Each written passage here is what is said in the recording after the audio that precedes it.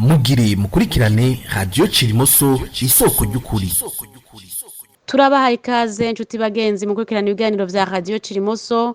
Ikiganiro cy'uyu munsi igenekezo rya 28 Rusama umwaka w'2024 muriko mugishikirizwa na Liliane Ndereye afatanije na Valentin Mbanzendore hamwe na Dismas Bizoza.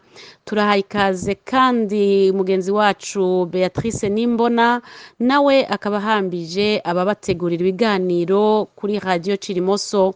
Nk'uko bisanzwe iganiro mu gitegurirwa na Emmanuel Nkurunziza. Twibutse kandi abakurikirana ibiganiro vya Radio Cirimoso ko mushobora kubisanga ku rubuga rwa YouTube rwa Facebook hamwe na X ariyo yahoze yitwa Twitter. Reka twongere tubahe ikaze mwese. Ukuri, ubutungane niyo nzira y'amahoro. Ikiganiro cy'uyu munsi cibanda ku Burundi aho tuja gushimikira ku vyakozwe na wa mugwi witwa ko kurondera ukuri no kunywanisha abarundi ari wo CVR. Ivyo wakoze muri aya mezi yandamukiza uyu mwaka w'2024 turabandanya kandi na rwa rukurikirane rw'ingene honyabwoko ryagenze. Uno munsi twaja kubabwira iko vyagenze mu ntara ya Muyinga aho hakaba hari muri Gitugutu 93 be no mu bihe vyahakurikiye. Radio Cirimoso isoko ry'ukuri. Nk'uko duherutse kubibamenyesha, umwete n'umurindi citwa CVR igira mu bikorwa vyayo bigayitse byo gusibanganya ukuri ku bijanye n'ihonyabwoko ryakorewe abatutsi mu mwaka w'1992, ariko iyo CVR ikaguma igerageza kuryita ukundi naho atakindi camahinyu uwo murwi woshiramwo. Ivyo vyonyene vyari bimaze kugira ngo abatajanirana mu gusoma canke mu kumviriza ibivugwa batangure gukanga iyo CVR. Kubw'ivyo naho twari bwarangize gusesangura no gukosora ca cegeranyo, uwo mugwi nyene witwa ko ari uwo kuvuga ukuri washikiriza inama nshingamateka na nkunguzamateka vy'u Burundi igihe vyari bisasiye hamwe ku wa 18 z'ukwezi kw'icenda umwaka w'2023. Uyu munsi twashimye gutangurira ku yindi semo aho abo bakozi barangwa n'ibinyoma bagerageje gutanguza ku wa 29 Ndamukiza muri uyu mwaka w'2024 amasanamu n'ivyandiko bijanye bikaja gushirwa ku rubuga ngurukana bumenyi vya CVR neza na neza kuri uyu wa 13 Rusama umwaka w'2024. Muri iryo huriro rero Pierre Claver Ndayicariye n'abandi bagize uwo murwi batumiye abo basangiye igikorwa co kwagariza iyo ntwara ya CNDD irongoye Burundi bitabereye, barenza ko n'abandi barundi bari kurushi. Abo nabo bakaba abantu bikorera ivyabo mugabo atawuzi uko batowe, naho vyoroshe gutahura ko begeranije abo bazi ko batera nabo kabitabirira kubera ivyo bazinanyimwo. Maze rero babonye bakwiye igitigiri co guhuma amaso makungu ngo haje abantu benshi kandi bavuye mu bisata vyose, aho niho CVR yaciye iboneraho kwanzika ibiganiro vyabo bashikirije kugira ngo bashimangire ibinyoma bari bamaze gushikiriza kabiri keza. Aho akaba ari ukuvuga itariki 21 Kigarama umwaka w'2021 hamwe rero no kuwa 18 Nyakanga umwaka w'2023. Ivyo navyo tukaba tugize imisi tubibaganirirako. Ukuri, ubutungane niyo nzira y'amahoro. Imbere yuko twihwereza hamwe ivyashikirijwe muri uwo musi, mudukundire tugaruke gatoyi kuri bamwe mu bagize ico bashikiriza kuri uwo musi. Ivyo navyo mukaba mubigira mushikirizwe na mugenzi wacu Dismas Bizoza. Reka tumuhe ikaze. Abarundi bati umukuru watwa nubatwara. Natwe muri iyi nkuru ijanye n'abasevere bashikirije ibiganiro abatumire babo kuwa 24 Ndamukiza muri uyu mwaka, duhere kuri Pierre Claver Ndayicariye arongoye uwo murwi. Nk'uko asanzwe uwo munsi yaragerageje ivyo ashoboye vyose kugira arabe ko abahari bonyurwa, bibuze naho n'imiburiburi basamare basange bagoswe nk'uko womengo bariko bakurikira igikino pièce de théâtre mu rurimi rw'igifaransa. Nkako abenshi bamaze kumenyera ko hageze gushikiriza ivyo ashikiriza vy'iyo CVR nyene, Pierre Claver Ndayicariye azwi ko aca hindura uko avuga, uko akanura, hamwe rero nuko yifata haba mu gukinisha urutoke rwiwe rwa nkomba rukoko canke amarori. Kuri ico cyo guca inzere abahaye aganirira, birakenewe kwibukanya ko ayo mayeri Pierre Claver Ndayicariye akoresha ari mu bintu bisanzwe bizwi ko bikoreshwa mu gushikiriza icegeranyo canke mu kwihweza ingene gishikirizwa. N'uwo wanka umuvugo uko ari, ni vyiza kandi ko n'abatabizi babimenyeraho ko ari kubera ko uwo Pierre Claver Ndayicariye mu vyigwa yize harimwo ivyo kumenyesha amakuru journalisme, akaba yavyigiye i Paris mu Bufaransa kuri Centre de Perfectionnement des Journalistes. Ico akoze ariko akaba yagiye kubihobokera ko mu nyuma yaho akubitikiye mu gihugu ca Algerie, aho yari yabanje kwiga ivy'amategeko. Ivyo vyigwa vy'amategeko yagiye kubitoza bimwandikiye, vyamufashe imyaka irenga 6, kandi mu bisanzwe vyari bigenewe kurangira mu myaka itarenga 4 ntirenguke. Eka yarazingamiye mw'ishure nk'uko abize kaminuza y'u Burundi bavyita mu mvugo yabo. Ibi bisigura ko abo bari batanguriye rimwe ivyo vyigwa vya kaminuza bakavyiga ubusanzwe, Pierre Claver Ndayicariye yagiye kurangiza ivyiwe ngo atangura akazi, nabo amafaranga baja bayatura imibe. ukuri ubutungane niyo nzira y'amahoro. Tukiri ku vya Pierre Claver Ndayicariye nyene, isoko ryacu ryatumenyesheje ko muri ico gihugu ca Algerie, igihe yigayo Pierre Claver Ndayicariye yahuriyeyo n'ubundi yigeze kuba umukomisere wa Sévère mu mwanya wagenewe abatutsi, naho vyahavuye bimenyekana ko ubututsi bwa nyawayo budahwanije n'igifunsi c'uruhinja. Uyo nawe akaba ari Léonce Ngabo. Abatari bake bakaba banibaza mbere ko ari navyo vyatumye ikiringo ciwe c'imyaka 4 muri Sévère aho kirangiriye kitongerejwe. Iryo soko ryacu ritumenyesha kandi ko Pierre Claver Ndayicariye na Léonce Ngabo boba barigeze guhurira ku gikorwa kimwe kidahezagiye cari kijanye no gushigikira CNDD igihe yari ikiri mw'ishamba. Iyi nkuru ariko tukazobandanya twitohoza kugira turabe ko atoba ari kimwe mu vyatumye uyo muganga utwara bitabereye wabagomewe icarimwe. Uwundi mu bari imbere mu gushimangira eka mbere no mu gutera ubwoba n'amakavya arengeye ni umukomiseri yitwa Dion Ndikumana batazira Muvara. Uyu yize amategeko kuri kaminuza y'u Burundi, gutyo bigasigura ko ari muri ba bandi bitwa data wanje abahinga uwo murwi ugenderako. Ariko naho ivyigwa vya kaminuza atabihejeje bibanje kumwanikira nka shebuja Ndayicariye, uwo Dion Ndikumana batazira Muvara nawe nyene umwumvirije ivyo yashikirije, urarondera hoba icoba gisa n'iciyumviro canke n'imvugo y'uwize amategeko ugahebura. Kubwiwe ngo ikimenyamenya c'uko ico Sévère yita data wanje ihonyabwoko ry'abahutu, ngo nuko Sévère nyene yaryemeje, ngo leta ikaba yararyemeje, ngo kandi hakaba hari n'abasanzwe barivuga. Iyumviririze namwe. Ndashigikira nta derimesi jenoside twarayemeje, biri mu itegeko nitwe tuyemeza, na Noella nitwe tuyemeza tekinikima, politikima barayemeye, hanyuma washaka n'abantu benshi barazi ko yabaye bari bari imbere mu bivuga. Harimwo kandi uwitwa Eri Nahimana. Uyu nawe naho ngo ari umupasitori, akaba gushika ubu azwi na benshi kubera yigeze kwemeza ko ngo igihe yari mu wa 6 w'amashuri atangura ngo yaramenye ikibazo ca Concours National, ngo mugabo ngo ikibanza ciwe kirungikwamwo uwundi munyeshuri w'umututsi. Ku cemezo ciwe afise akaba ari uko yahavuye asanga hari uwitwa iryo zina ryiwe ari mu mashuri makuru. Ivyo ashikiririza mu ngoro y'Imana ashatse tubimurekera, ariko agende tumwibukije ko yaba we yaba n'abandi mu mashuri y'abarundi no mu buzi butanye huzuyemwo abantu usanga bitiranwa amazina yose, ariko atari kubera hari uwize mu gishingo c'uwundi ngo nuko ari umuhutu. Tukanamwibutsa ahubwo ko muri iriya myaka nyene avuga ko yarenganijwemwo, hari amashuri azwi ko muri ico kibazo ca Concours yo mu wa 6 wasanga hamenye umwana umwe kandi w'umuhutu, abatutsi 10 bigana bakayoberwa, ariko wewe akabandanya. Muri make ibi by'uyu mukomiseri wa severe abaye pasiteri Elina Himana birumvikana ko nta handi atari mu gihugu nk'Uburundi kirongowe n'umurwi wakoze ihonyabwoko wosanga umuntu yitwa ko ari umukozi w'Imana ariko agafata ingingo yo kubesha ku mugaragaro mu bikorwa by'icitwa umurwi wo kuvuga ukuri. Uwuramvye arabona ukuri, ubutungane niyo nzira y'amahoro. none aho abo bagize severe bamariye gushikirana n'abo batumire babo muri iryo rindi huriro ryo gushimangira ibinyoma vy'uwo murwi witwa ko ari uwo kuvuga ukuri no kunywanisha abarundi, baganiriye bate?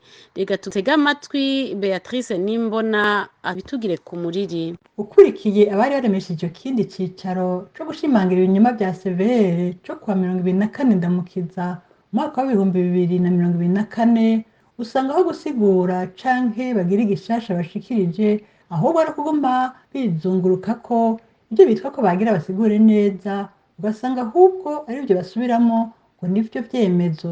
Akarora akaba ari iyo usomye ku rubuga rwa severe bo bakubwira bati amatohoza ariko arakorwa muri iki gihe yashimangiye izina ryo mu buryo bw'amategeko ribayeho nyabwoko n'ivyaha bikoreka kirema muntu ryahawe ubwicanyi, akaba ryatanzwe hakurikijwe inkuru n'ibimenyetso biza vyerekana aya mahano yashikiye Uburundi.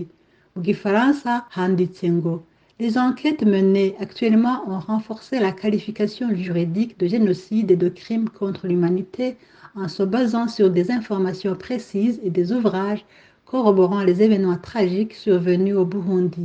Ibi naho byanditswe bikaba bidatandukanye ahubwo bigasa cane bimwe biboneka n'ibishikirizwa. Kandi karero ni nka muteze amatwi umwe mu baremesha ibiganiro komiseri Leya Pascal Zinzigamasabo abaye n'umunyamabanga w'uwo mugwi, aho yagize ati amatohoza ariko arakorwa muri iki gihe na severe nayaza yuhirira yakozwe mbere yanishimikije kugira ngo ibyaha byo mu 1972 byitwa izina. Mu rurimi rw'igifaransa vyanditse ku rubuga rwa severe ngo les enquêtes actuellement menées par la sévère viennent en complément des enquêtes ayant conduit à la qualification juridique des crimes commis en 1972. ukuri, ubutungane niyo nzira y'amahoro. Abatwumva tuvuga ko severe yizunguruka ko ikanisubira mu kanwa boba bagira ngo ni ugushikuza canke gushegeshwa, naho navyo nyene bitoba vyiyadukije vyotuma no kwamana ntaryo turiko turakosora ibinyoma biteye isoni by'umugwi ugira ko urangwa no gupfobya ihonyabwoko ryakorewe abatutsi, ukongera ukaba ari uwo mugwi wa mbere uhembwa amahera menshi mu ikoresha ay'igihugu mu Burundi.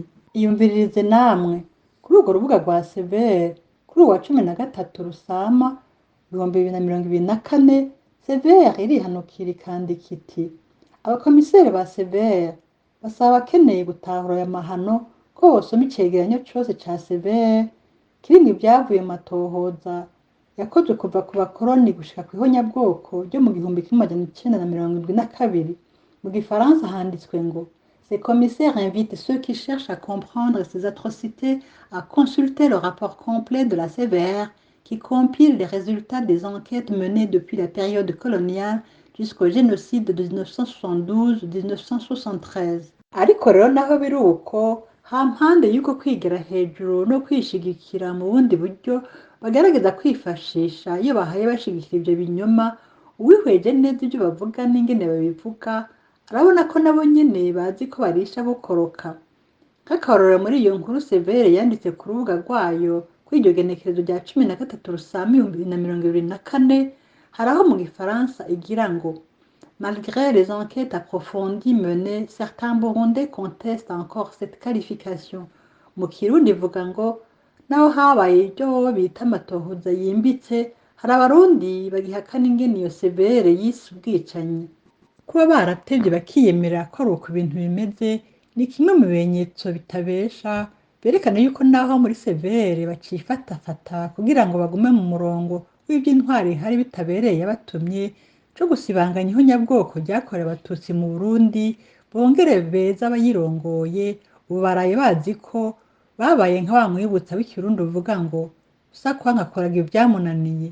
Nkako amakuru yo kwizera yadushikiye mu ibanga ntangere kandi azananye hafi cane iyo severe n'abatarazananye muri yo nyene yatumenyesheje ko ari abakomiseri b'iyo severe nyene bari kumwe n'abo bizeye bamenyesheje batarya umunwa ko amatohoza n'ibiganiro bya radiyo Kirimoso bibangamiye igikorwa ca severe. radiyo Kirimoso isoko ry'ukuri. Ibi bikabonekera ku kugene hampande y'ico gikorwa bahamamwo c'ibiganiro bishimangira amatohoza abana araritse abaza gusabira ibihano batemera ivyo binyoma vya severe. Ngaha naho nyene harasaba ko umuntu ahateba ko muri iyo severe yitwa ko ari iy'abarundi bose, ko muna kandi na bene guhakana ivyo iyo severe yashikirije ari abarundi, kandi ko severe igizwe n'abantu. Ibisanzwe cyane ko yihenda kuko si Imana, abayigize si n'abamarayika. Ugingo rero bishitse hagira abahakana canke abahinyuza ibyo banditse, iyo aba ari umugwi urajwe ishinga no gukorera bose, atari ukwikundwa akaza ku bahutu gusa, wongera uzimanganya ibimenyetso by'ihonyabwoko n'ayandi mabi yakorewe abatutsi, ntiwategerezwa guhungabanywa na gato n'abanegura ibyo washikirije. Aho kubatera ubwoba bakangisha ibihano, wategerezwa ahubwo kwitegurira yuko igikorwa bashigirije kizosubirwamo n'abahinga bigenga, contre expertise mu gifaransa. Iyo ataba byari byagizwe n'intwaro y'abasendede iriko yihutira ikibazo gifutanganya vuba na bwango ihonyabwoko, iyo sendede nyene yakoreye abatutsi baba bo mu Burundi baba bo mu karere k'ibiyaga binini kuva igishingwa muri Munyonyi 1993 muri ya mategeko n'izindi ngingo yiri biracanisha ko adanye n'iyo severe data wanje. Ibya contre expertise n'ibijanye nayo nibyo yategerezwa kwibandako aho kwihutira kugena no kubogoza abaja muri iyo severe ivuga ko yamaze amahera y'igihugu. Kuri ibyo vy'ingene severe yokora, radiyo Kirimoso iragwa ikagaruka ko kurandira tubitanga kw'ivyiyumviro umengo turiko tubishikiriza iyo ntwaro irongowe n'abakoze ihonyabwoko, kandi nayo ako karanga kabi kayo ariho gatuma itakaza ububasha bwo kugena severe yoza itohoza ibyo bene kuyigena bakoze. Tukarangiza gusa twibutsa rya jambo nyamukuru ry'uko atamvura idahita, ko abarundi nibamara kuruhuka iyo ntwaro y'abakoze ihonyabwoko, mu byo bazoherako ari kuvuta ingingo zose zafashwe na severe kugira ngo zisubirwemo n'abatohoje taho begamiye, ni ukuvuga umugwi urongowe n'abanyamahanga, kuko nk'uko bisanzwe bizwi atawimena igihute. radiyo Kirimoso isoko ry'ukuri. Imbere y'uko dutandukira igice kijanye n'ingene ihonyabwoko ry'abatutsi ryagenze mu ntara ya Muyinga, radiyo Kirimoso iragaruka gatoyi ku makuru yabashikirije kuwa 3 Rusama uyu mwaka w'2024, aho yategerezwa kuvuga inkuru y'uko vyagenze muri komine ya Rugazi nk'uko twabibemereye, ariko hakavugwa aya musigati gusa. Akaba arakaciyemwo uruganda rw'iradiyo yanyu, tukaba tubisabiye imbabazi kubatwumviriza. Nk'uko tubisanga muri ca cegeranyo c'amashirahamwe y'amakomine candikwa n'abavuka ntara, muri komine Rugazi ntabagandaguwe benshi ku rupfu rwa Ndadaye muri Gitugutu 1993, ariko naho ari uko abatutsi 97 barahasize ubuzima, bakaba bari bagizwe n'abagabo 52, abagore 34 n'abana 11. Kuri iki gitigiri c'abagandaguwe kubera ubwoko bwabo bw'ubututsi, icegeranyo kirongera ko umuhutu umwe yagandaguwe kubera yarongoye umututsikazi, umuhutu yazize ko ari umunywanyi w'umugambwe Iprona, n'abatwi 9 bazize ko banse gukurikira no gufasha abo babisha. Muri komine ya Rugazi ubwicanyi bwagiye gukomera mu myaka yakurikiye, kubera ari habicanyi ba CNDD bari bafise ibirindiro, ari naho bari barashinze Ruraguma bitegura gushira mu ngiro ihonyabwoko ryabandanije. Nk'akarorero, abahuti 9 barishwe ku mutumba wa Bibuye kuwa 28 Gitugutu 1995, bazira ko ari abanywanyi b'umugambwe Iprona, kandi ko banse kubakurikira mu mugambi wo kumara abatutsi. Frodebu yarahejeje kuraga CNDD iciye kuri Nyangoma Leonardo na Sendege ya Christian. Ukuri, ubutungane niyo nzira y'amahoro.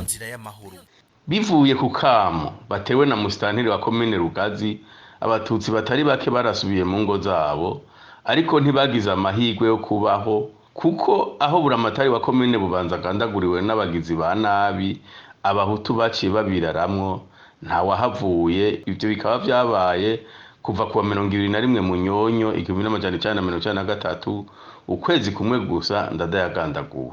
abari barongoye ihonyabwoko muri komine Rugazi bari imigwi myinshi, ariko bari barongowe n'aba bakurikira: Nyandwi Leonidas yarabaye musitanteri wa komine Rugazi, Ndayimirije Benjamin yari agoronome wa projet Rugazi, Niyonzima Juvenal na Bacamugwanko Kome bari bajejwe gucunga ishamba, Niragira chef de zone Ruce, aba chef de secteur bose ba komine Rugazi, abakuru b'imitumba bose, abagoronome bose, babwana shamba bose, Barampiga yahoze ari umusirikare w'igihugu, Nyabenda mwene Nusu, Hatungimana Frederic mwene Kaziri, Nzengiyumva Wenceslas, Ntunzwe n'Imana François n'abandi. Muri komine Rugazi abenshi bahambwe mu binogo rusangi, kandi hari vyamenyekanye. Icegeranyo c'amashirahamwe y'amakomine kikaba kigaruka kuri bimwe bimwe nka ikinogo co ku mutumba wa Minyare ku misozi wa Kiyange secteur Muzinda, ikinogo co mu Gihomoka iparsele ya 6 muri Gabiro umusozi Ruzenga secteur ya Kibuye, hamwe ni Rutake inyuma y'ibiro vya zone Ruce. Radio Chilimoso isoko ry'ukuri. Turabandanya na rwa rukurikirane rw'ingene ihonyabwoko ryagenze mu ntara ya Muyinga. Ihonyabwoko ryakorewe abatutsi kuva ku igenekerezo rya 21 Itugutu 1993 rishizwe mu ngiro n'umugambwe Sawanya Frodebu n'imigambwe bari bacuditse. Ico gihe yari ibaye RPB wa Ernest Kabushemeye, PP wa Shadrake Niyonkuru, mbere na PR wa Gahetano Nikobamye. Na iyo migambwe ikaba yakura ko karangamutima k'ihonyabwoko muri ubu wari washingiwe mu Rwanda wisunze imigambi n'imigabo y'ihonyabwoko ryatanguye mu 1959 ku ngoma ya Kayibanda Gregoire, maze n'ubu rikaba ribandanya rishigwa mu ngiro na CNDD-FDD. Amakungu n'abarundi barorera ntiryasize intara ya Muyinga. Ivyo bikaba tubisanga muri ca cegeranyo candikwa n'amashirahamwe yigenga y'amakomine n'ay'intara cagiye habona muri Rusama 1996 kuva ku rupapuro rw'amajana 392 gushika ku majana 435. Ubwo bwicanyi ndengera kamere bukaba bwabaye mu makomine yose ya Muyinga, ariko icegeranyo kikaba cashimikiye kwibara ryaguye muri Butihinda, Giteranyi, Gashoho na Mwakiro. Muri iyi ntara uruhigi rwahiga abatutsi n'abahutu batari muri Sawanya Frodebu rwatanguye Frodebu kija ku butegetsi, aho batotezwa bagirizwa uburozi. Ibi bikaba vyibonekeje cane cane mu makomine ya Gashoho, Gasogwe na Mwakiro. Kuva mu gitondo cuwa 21 Gitugutu 1993 niho nyabwoko ryatangura, abahutu barongowe n'abayoboye imigambwe twavuze bambara ibigwanisho vyari bigizwe ahanini n'imipanga, imihoro, inkota, amacumu, imiheto n'imyampi, amashoka n'udufuni. Batangura kwica ijoro n'umurango abatutsi bahereye mu kubaca amaguru n'amaboko imbere yo kubahohosha n'amahiri. Nk'uko vyabaye mu zindi ntara z'igihugu, abagandaguwe batabwa mu binogo vy'imisarani, mu binogo rusangi, canke bakabagumiza imusozi bakaribwa n'inyamaswa n'inyoni, abandi bakazosangukira mu bisanzwe. Ukuri, ubutungane niyo nzira y'amahoro. Ico cegeranyo kandi kiraduha amazina amwe y'abazize iryo honyabwoko n'uburyo barikorewe, ikimenyetso simusiga ko ubwicanyi bwari bwateguwe katari agashavu gasanzwe nk'uko vyavuzwe na Ntibantunganya Silvestre, akaba yaranabaye n'umukuru w'igihugu c'u Burundi. Abo naboni Sibomana Yohani yahoze ari umuyobozi w'ishuri ritoyi rya Butihinda igihe icegeranyo candikwa, akaba yari umwigisha i Muyinga. Kubera bamutemye ku gutwi Imana igakinga ntiyapfa, ageze i Muyinga baciye bamutazira inivo n'ugutwi. Ibi bikaba biboneka ko kwabaye ukumwigamba. Tuributsa ko iryo jambo ryari ishimikiro ry'indamutso ya Sawanya Frodebu n'abanywanyi bayo, kandi abishwe n'abacitse ku icumu benshi bakaba babanza gutemwa ku nivo n'ugutwi. Byumvikana cyane ko yari inyigisho yatangwa kuva kuri Frodebu n'imigambwe yakomotsemwo yabaye Paripehutu na ubu. umwana w'umukobwa wa Yabukinga Pascal umusoda yakora kw'ibohero Ingozi akaba yabicumba muri komine Muyinga abicanyi bamuciye ikirenge. Nzovu wo ku mutumba wa Kiryama komine Muyinga bamusobanuye mu bandi mu muduga witwa Nyababwa agandagurwa ku 22 Gitugutu 1993 Ndadaye yarayitavye Imana. Vuga neza Venansia w'iGasogwe, Mpungera umwansi w'iGasogwe, François na Kavuyimbo w'icumba muri Muyinga bagandaguwe inyuma y'amezi menshi Ndadaye yaritavye Imana basubiye mu matongo kurondera utweze ngo bagaburire imiryango aho yari mu makambi ya Gasogwe na Mukoni. Iradiyo yanyu Cirimoso irabacira ku mayange ku bitigiri by'abagandaguwe n'ababagandaguye muri ayo makomine twadondaguye.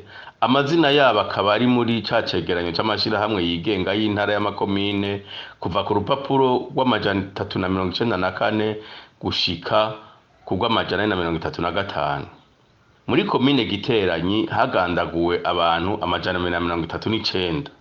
Igitigiri c'abicanyi kivugwa kikaba ari 309. Ibutihinda bagandaguwe abantu 355. Igitigiri c'abicanyi kivugwa akaba ari 551. Imwakiro havugwa abahasize ubuzima 356 n'abicanyi 307. Ariko ngaha hakaba hiyongerako abicanyi batazwi igitigiri baje gufasha bavuye ikarusi. Radio Cirimoso isoko ry'ukuri. Turakengurukiye mwese mwadukurikiranye mu biganiro vyacu, naho ubutaha tugira Uburundi buziriho nyabwoko. Murakoze cyane. Iyi mwariko murumviriza ni Radio Cirimoso.